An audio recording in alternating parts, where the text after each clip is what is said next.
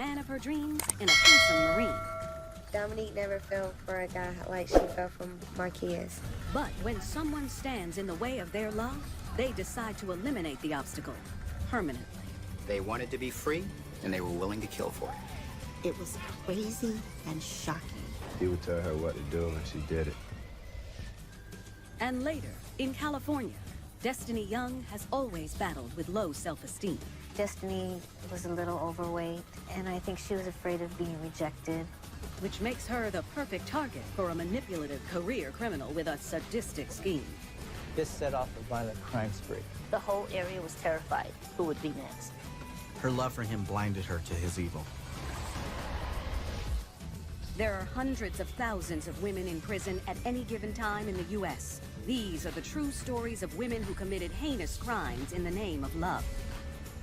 For my man. Hailing from Wilmington, North Carolina, Dominique Atkinson is a happy, outgoing child surrounded by affection. Her mom and dad, they was not together or anything, but they managed to live under the same roof with their daughter, and they made it work for her. Dominique was very lucky. She was raised in a home with a mother and father. She was very well-loved, well cared for. And the young girl wants for nothing. They spoiled her rotten. She got everything and anything that she asked for. Nice clothes, nice shoes. There's always something new because her mom made sure she had whatever she wanted. Parents really mean well when they try to give their children material things, but the kids come to expect those material goods from everyone else. If not, then they're really not happy at all. By the time Dominique reaches her teens, her bubbly personality attracts lots of friends, especially of the opposite sex. Dominique had a lot of friends. She's a really, real, loving person. And then, her whole life changes when at just 16 years old, she becomes a mother. She drops out of high school to care for her newborn baby full-time. But the spoiling continues. She wasn't working. She wasn't doing anything. Dominique's mom was taking care of her. Dominique's dad was taking care of her. But the outgoing teen mom can't stay away from the boys. I couldn't say that Dominique was real smart on choices that she made in life. Over the next 4 years, Dominique continues to live at home. And after a few failed relationships, she's left with 2 more children. And now 20 years old, she finds herself pregnant yet again with her 4th child. But despite being pregnant and a busy single mom, Dominique's still young and vibrant, looking for that special someone. And she has a certain type in mind. Dominique was attracted to military men. Dominique grew up in an environment in North Carolina where she was surrounded by military bases. So I think that influenced a lot of Dominique's desire for having a relationship with a man in the military. But it's more than their uniform that attracts her. She wants security. She knew that the wife got military benefits and they had a very stable financial income, and so she was looking for that. I guess her mentality was, since my parents spoil me, then if I be with a man, then he has to do what my parents did for me. And it's not long before her prayers are answered. Now 5 months pregnant after another failed relationship, while Dominique is hanging out at her girlfriend's house, she meets someone who fits the bill. 23-year-old Lance Corporal Marquise Cheatham. He was a Marine. He was handsome, he was strong, he had an athletic body, and she was immediately attracted to him. He had a nice sense of humor. He was built. Yeah, but he was, how can I say it, arrogant? He made sure you know how tough he was. Originally from Montgomery, Alabama, he's been in the military for 4 years. I love it. I plan on doing it for a long time, so. His recent post, a station at Camp Lejeune, just an hour away in Jacksonville, North Carolina. In the 4 years that he's been in the Marine Corps, he's even obtained some service medals. So he's very proud of who he is and what he's become. The fact that he's in the service is music to her ears. She was excited by that because she loved military guys. And he liked her too. So they connected to each other right away.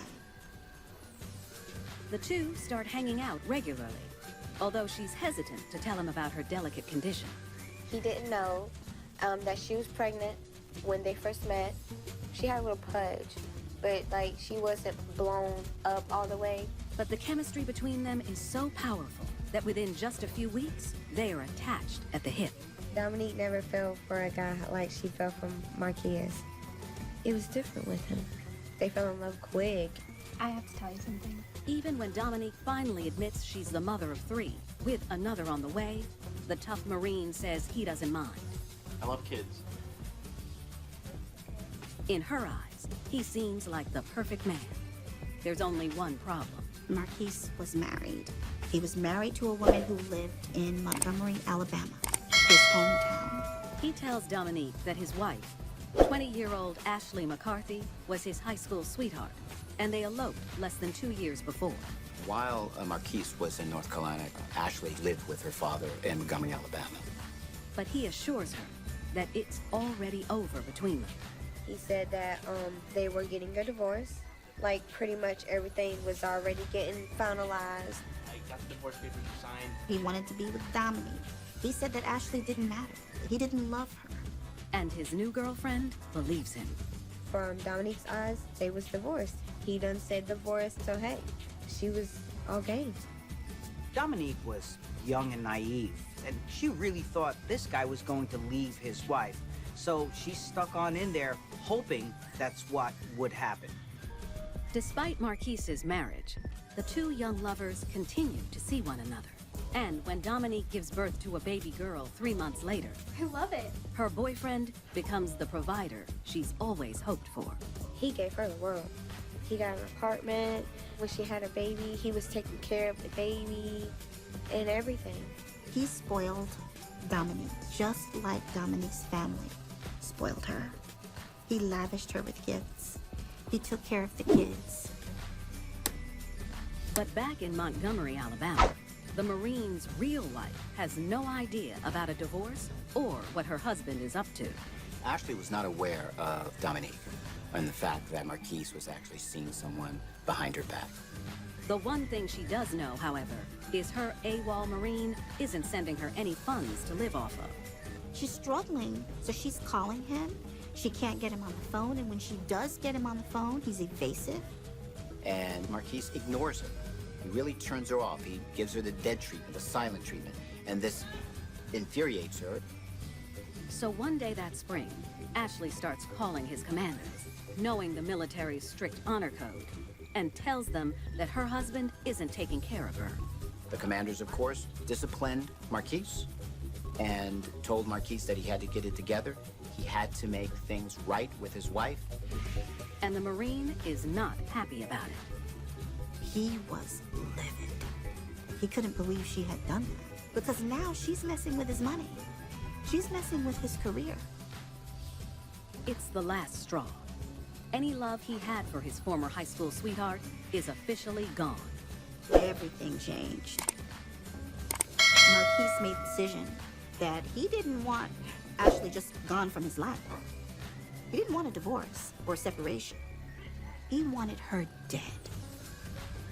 And when he tells Dominique that his wife is going after his money, she agrees. They have to get her out of their lives. Dominique loves him so much. She's going to do whatever it takes to hold on to him. He had a hold on her life, like, she listened to him. If my kids ask Dominique to do something, it's gonna get done.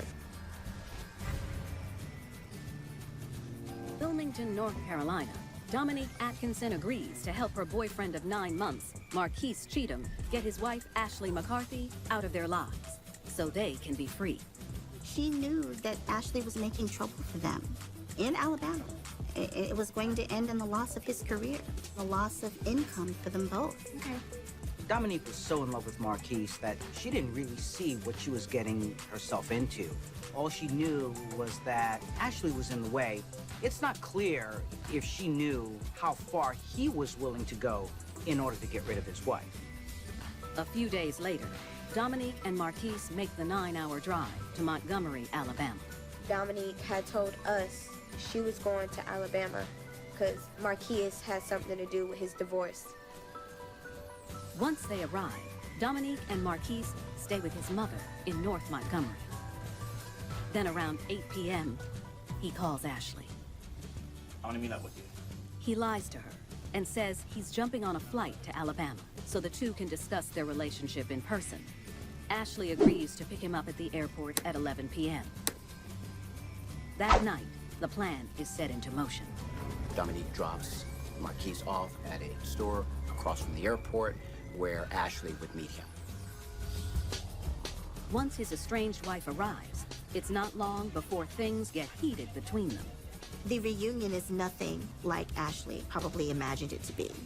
They started arguing. The argument spills over into the parking lot. Still fighting, they get into Ashley's car. The argument becomes intense. It becomes so volatile that Marquise decides that this is the moment to pull out a gun, and he does. He pulls out a gun on Ashley. And Marquise uses his military-issued gun to hold her hostage in her own car. But at this point, she has to be terrified. He demands that she start driving. So they drive back to Marquise's mother's home, where Dominique is waiting. When they arrive, Dominique is taken aback by how quickly things have escalated. Marquise shouts commands. Dominique does as she's told. She helps her man force his wife into the trunk of the car. It was like he had Dominique under control. Like, she do what he tell her to do. Dominique didn't really know Ashley at all. It's quite possible that the only way she perceived her was someone who was in the way of their happiness. And she would have done anything at this point just to please him, just to make him happy. With his wife in the trunk, Marquise hops in the driver's seat of Ashley's car. He tells Dominique to follow him in his car, and his girlfriend obeys. They stop near the woods about 1 mile west of Marquise's mother's house. But right away, the plan goes awry. Ashley, knowing that her life is in danger, pulls the safety latch in the trunk of the car. She bolts from the car and she proceeds to run away from the car. Marquise sees his wife flee. He takes out his gun and runs after Ashley. Marquise is pursuing her on foot. He's chasing her down, and he's firing shots. Dominique can't see anything, but she hears several gunshots and freezes. I'm thinking in her head, it's like, for one, she's scared. She don't know what to do. Once Dominique heard those gunshots, this situation was real, and she was in deep. And Ashley, at this point, really needed her help. But the reality is, she didn't lift a finger to help her. Marquise continues to fire at Ashley, and finally gets a lock on his target. He hits her twice in the back. She collapsed. Even though she collapsed, she gets up and continues to run. Her life is at stake. She makes one last dash for help. She sees a house. She gets to the house and she collapses on the stairs. She's literally a step away from help. But Marquise has finally caught up. As he catches his breath, he coldly raises the gun. She begged for her life. She said, "Please, you have to do this." And later, in Southern California, Destiny Young will join her boyfriend in a deadly crime spree, all in the name of love. The whole area was terrified. Destiny had that devotion to him and loved him through it all.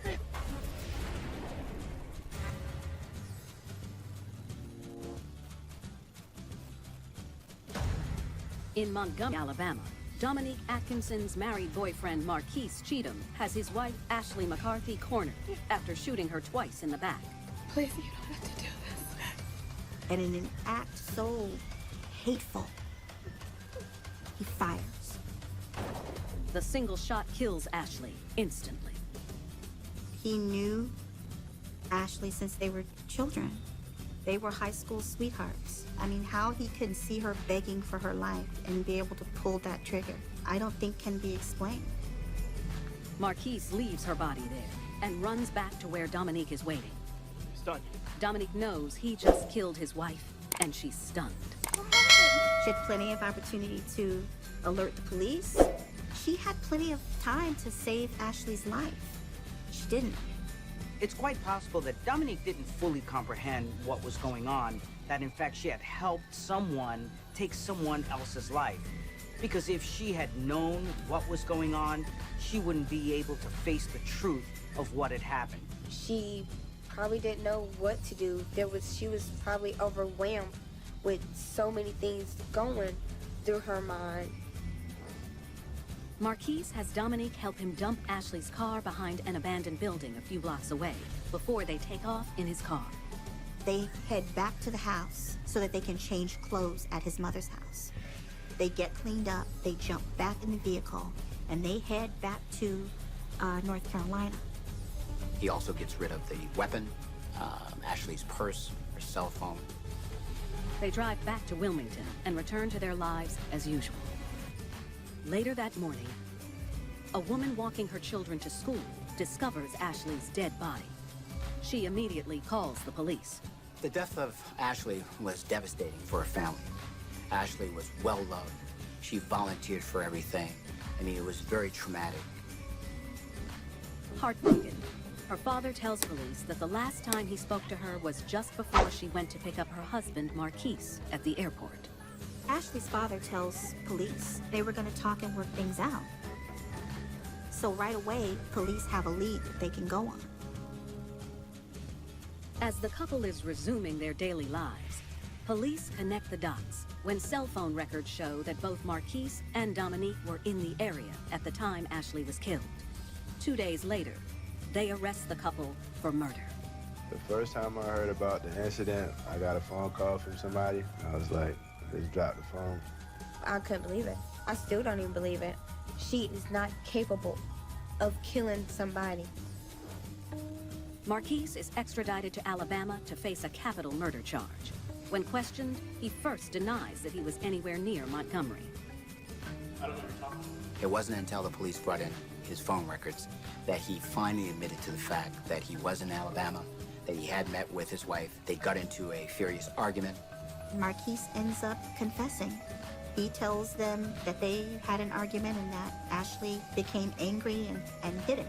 He told them that he pulled a weapon and shot at her. After that, he claims he doesn't remember anything. Everything was a blur.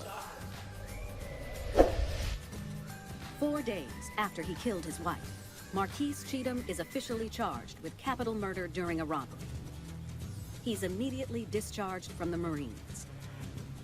Dominique also admits she was there and heard the gunshots, but says that she had no idea he was going to kill Ashley.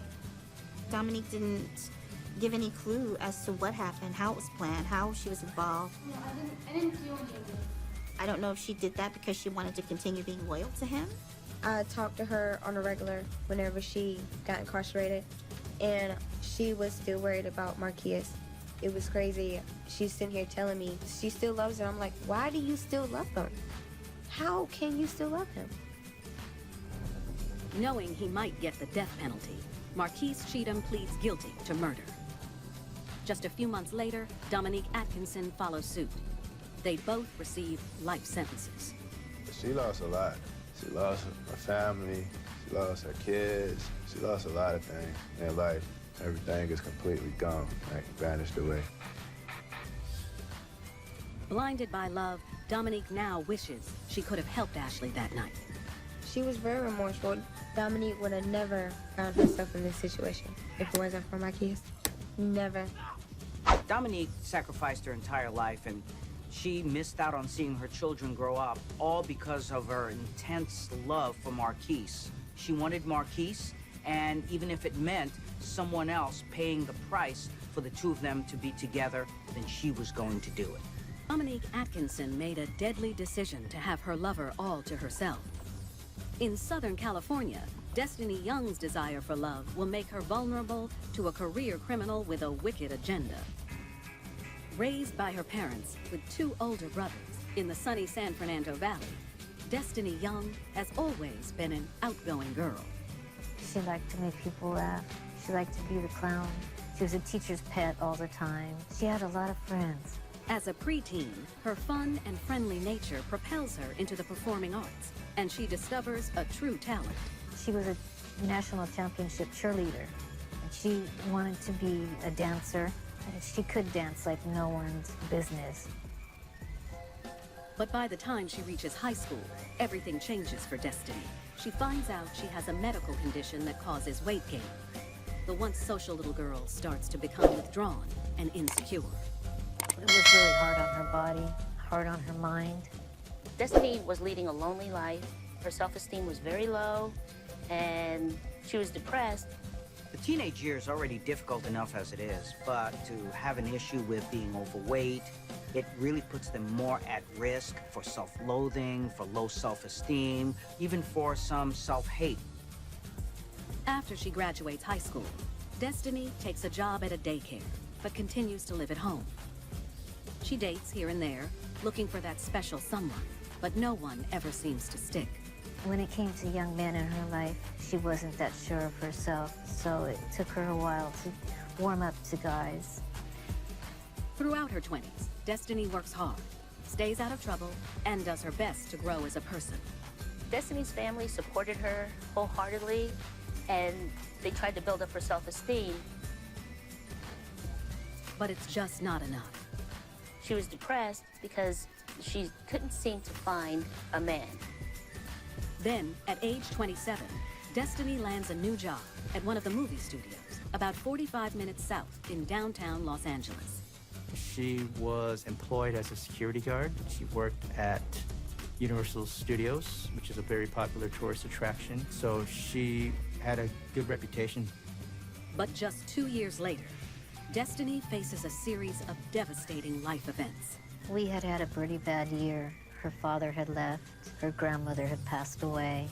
A lot of bad things happened in our family at one time. And the only thing that was stable in her life was her job. Destiny decides to move in with her godmother in South LA to be closer to the movie studio. But her new neighborhood is a far cry from the valley. Destiny moved down to the borders of the Crenshaw area, which is a little rougher part of town. And now that she's so far away from her family, she becomes even more lonely and depressed. Destiny started drinking very heavily. I guess to help ease her pain. She was sad, she was anxious. I think she was looking for love and someone to care about her. But soon, it will seem like her dreams have finally come true, until the love she finds takes her on a wild crime spree that will leave this lovelorn girl with blood on her hands. We knew that these people were dangerous. She was willing to do whatever he asked of her. He was a monster, and she just couldn't see it.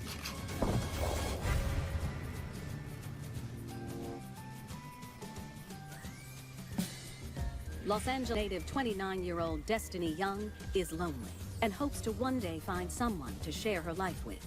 She was looking for love. Love, tangible love. Someone to see her as special and someone to focus on her. Then, 2 weeks after moving to the town of Crenshaw, she stops by her local liquor store and meets 26-year-old Jabbar Thomas.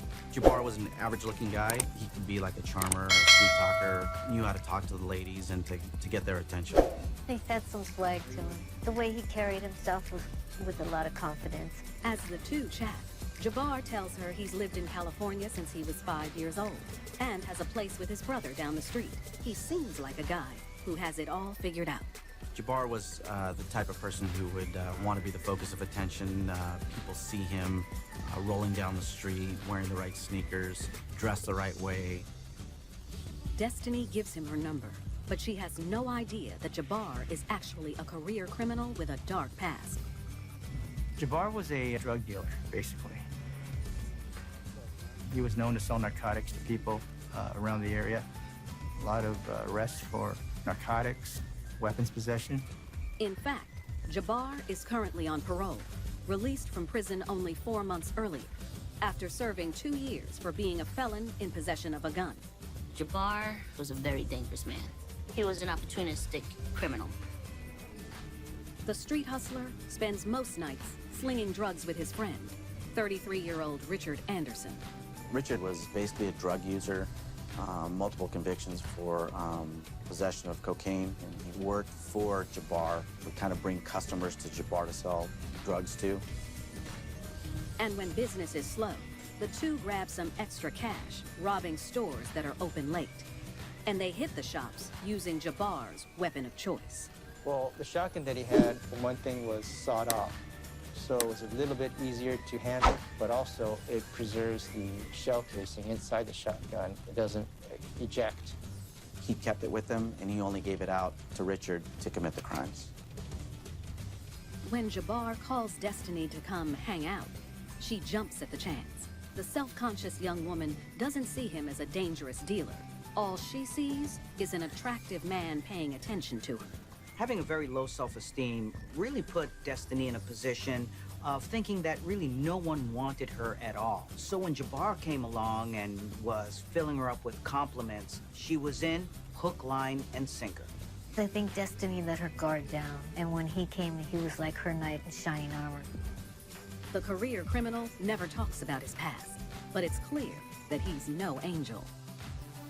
Destiny didn't necessarily know about his record, but I would imagine having spent just a little bit of time with him, she would have found out that he was the type that was into committing crimes.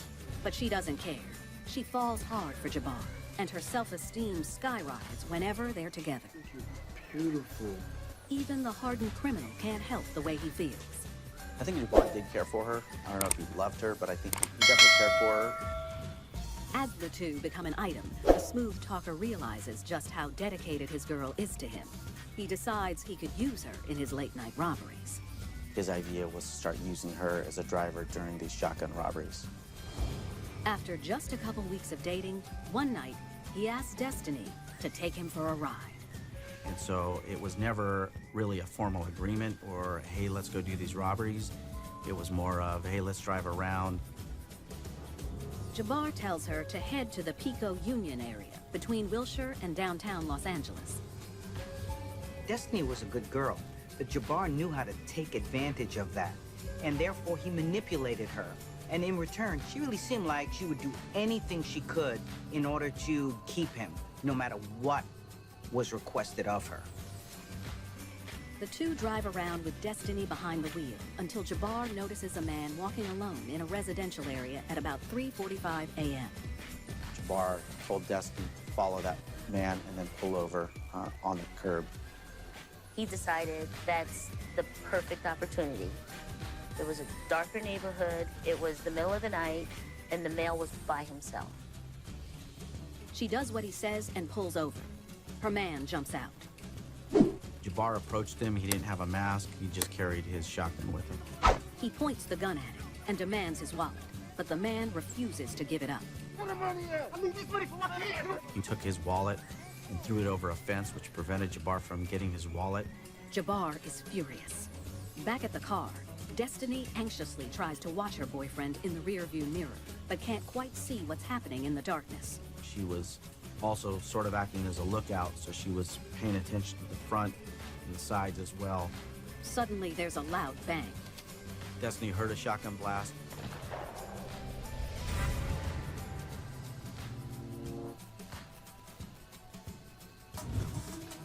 After falling for career criminal Jabbar Thomas, Destiny Young is acting as the lookout and getaway driver, while her new boyfriend robs a man at gunpoint in the Pico Union area of downtown Los Angeles. Then a shot rings out. Destiny looked back and saw Jabbar coming back to the car, skipping as if he was happy. Jabbar got back into the car. They drove off. Destiny asked him, did you shoot him? He assured Destiny, I just shot off the weapon to scare him. No one got hurt. It was just a scare shot. But he's lying. Jabbar has just shot 35-year-old Marcelo Aragon in his chest, killing him in cold blood. Marcelo Aragon was the father of two, and he was working to support his wife and two children that were in Mexico, and hopefully eventually bring them up here to the United States. But Destiny takes her boyfriend at his word and continues to drive, unaware she's now an accessory to murder. In my heart of hearts, I know that Destiny would not have gone along with that if she had known that he was going to kill somebody. She respects life too much. Destiny really wanted to believe Jabbar. Therefore, whatever he said, she bought it.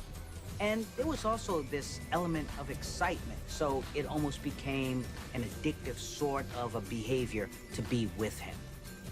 For the next 2 weeks, fueled by love and the thrill, Destiny continues to be the getaway driver. she helps her man and sometimes his friend Richard Anderson commit multiple robberies in the southwest area of LA. They were robbing people on the street. They were also robbing liquor stores, donut shops, those types of businesses. I think that she was doing it out of the need for love and affection, and so she would take that risk. Give me everything you got. Just to hang on to what she had. And as the Los Angeles Police Department gathers evidence on the string of robberies, it becomes clear they're connected.